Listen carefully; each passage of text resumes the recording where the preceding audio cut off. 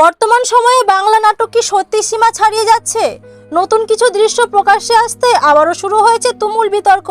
আর সেই বিতর্কে নিজের মতামত জানিয়ে আলোচনায় এসেছেন অভিনেতা দেব। তিনি বলেন, একটি নাটক বা ভিডিও শুধু বিনোদনের জন্য নয়, এটি লাখো মানুষের কাছে পৌঁছে যায়। তাই নির্মাতা ও শিল্পীদের সবসময় মনে রাখা উচিত তাদের কাজ সমাজের উপর প্রভাব ফেলতে পারে। এই মন্তব্য প্রকাশ্যে আসার পর অনেকে বিষয়টিকে সাম্প্রতিক নাটকের বিভিন্ন দৃশ্যের সঙ্গে মিলিয়ে আলোচনা শুরু করেছেন। অন্যদিকে জান্নাতুল সুমাইয়ার নতুন নাটকের কিছু ছবি ও দৃশ্য সোশ্যাল মিডিয়ায় ভাইরাল হওয়ার পর দর্শকদের মধ্যেও তৈরি হয়েছে মিশ্র প্রতিক্রিয়া। কেউ বলছেন গল্পের প্রয়োজনে এমন দৃশ্য থাকতে পারে, আবার অনেকের দাবি পরিবার নিয়ে দেখার মতো নাটকে আরও সংযম থাকা উচিত। এদিকে সামাজিক যোগাযোগ মাধ্যমে এই বিষয়টি নিয়ে চলছে তুমুল আলোচনা। তবে এখনো পর্যন্ত নির্দিষ্ট নাটককে উদ্দেশ্য করে অভিনেতা দেব কোনো আনুষ্ঠানিক মন্তব্য করছেন এমন কোনো তথ্য নিশ্চিতভাবে পাওয়া যায়নি।